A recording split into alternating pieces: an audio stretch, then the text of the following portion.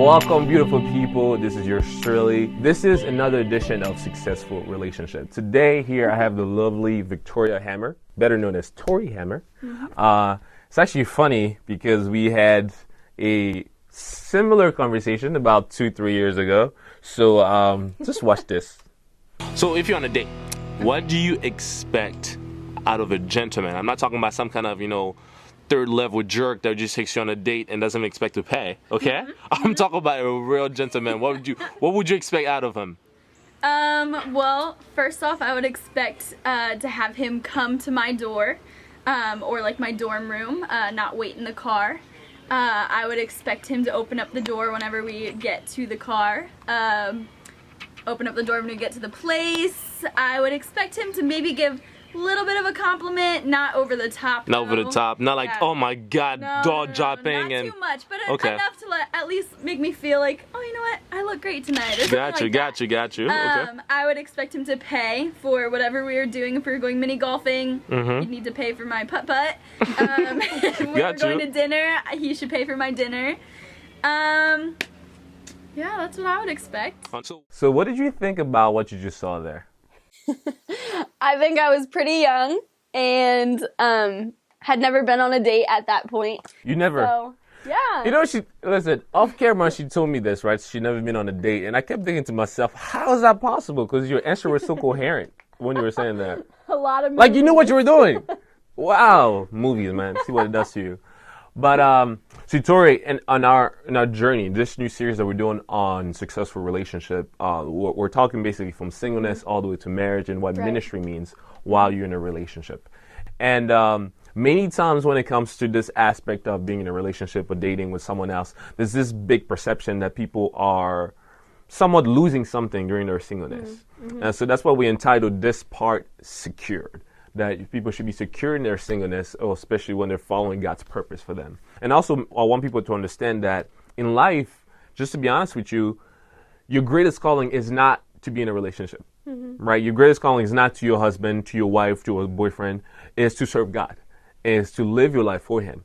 So just kind of keep that in mind when you're walking through life.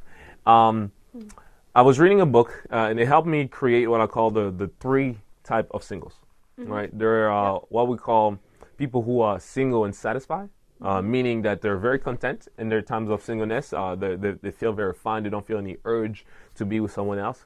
And then there's the second category of people who are single and sinning. These are the people who don't necessarily have an intention to be in a relationship with someone, but they want to have fun, right? They want to their emotion to be felt. They want to fulfill some desires that they have sex.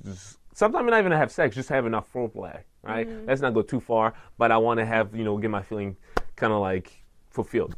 And then there's a third category. These are the people who are single and seeking. These are people who might be in an area where they're looking for someone.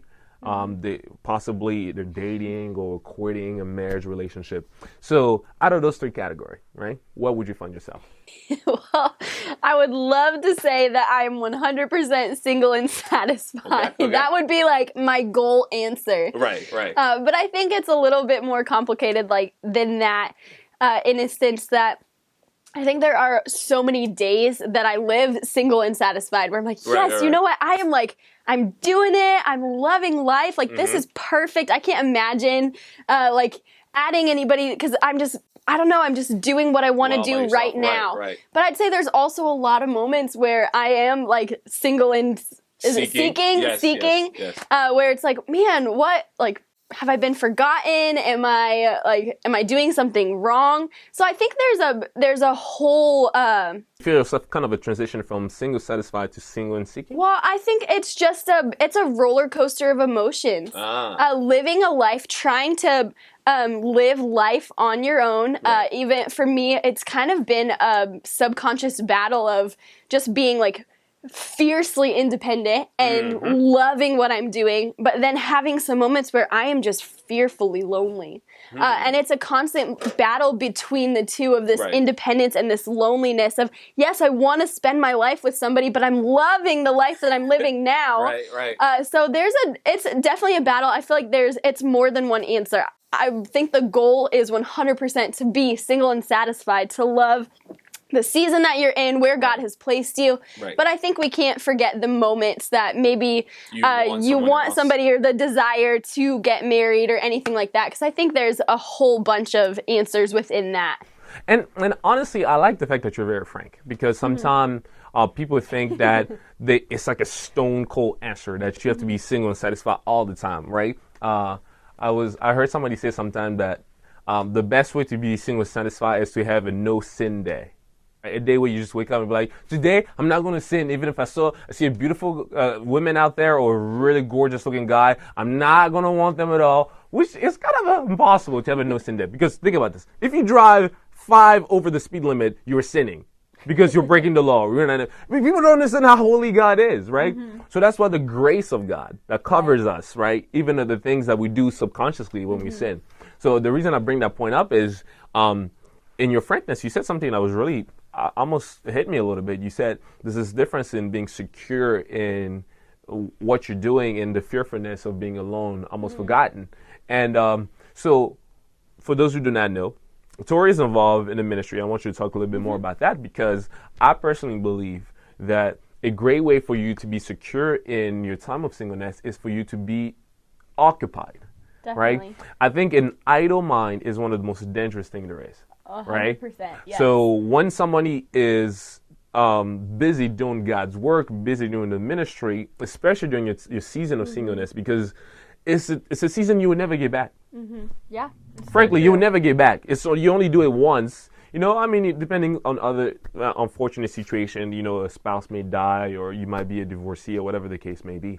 So my question is, so now that you're busy in ministry, how has that impacted your perception of singleness?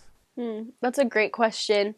Well, just about 6 or 7 months ago, I graduated from Bible college. So I went to Bible college with the end in mind to be in ministry, whatever that looked like. Okay. Honestly, I had really I guess it was a subconscious thought, but I really had thought that I would go into ministry with a husband. That's just how I always pictured it happening. Get married in Bible college, and then both he and I would go and do ministry someplace, and I would help him, and he would help me, all that.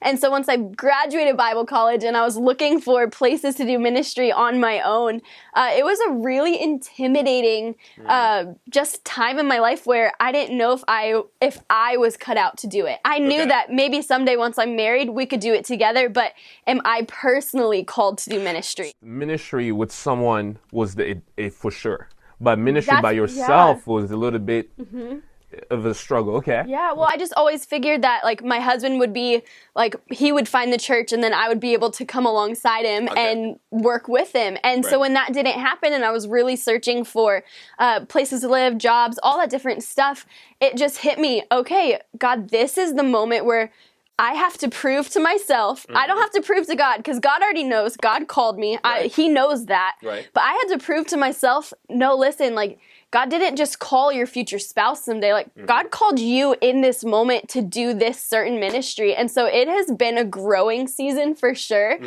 Learning how to navigate this season of life has been an adventure. It has been a roller coaster. But I would agree with you 100%. The moments where I am the loneliest, or the moments where I struggle the most with insecurity or anything, are the moments that I am by myself in my apartment, maybe at night or something like that. Those are the moments that are the hardest. And so an idle mind really it's a dangerous thing, because it's where you really start to recount all the things that maybe you thought should have happened or haven't happened yet, or all these different things. And so I've really done my best to surround myself with people from all different walks of life. I don't want to just have single girlfriends that I hang out with every night, even though they are very important. 100% very important.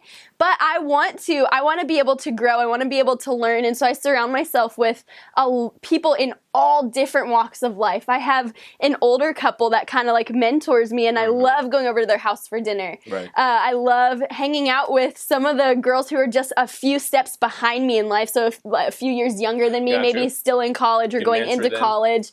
So I feel like it's been really important to me to have people around me who not only encourage the ministry that I'm doing, but encourage encourage me in the fact that I am called to do ministry, whether it's with somebody or not. God has called me, and so to be able to be encouraged in that has been one of the biggest things that has helped me in this season learn how to navigate this whole thing called life. Man.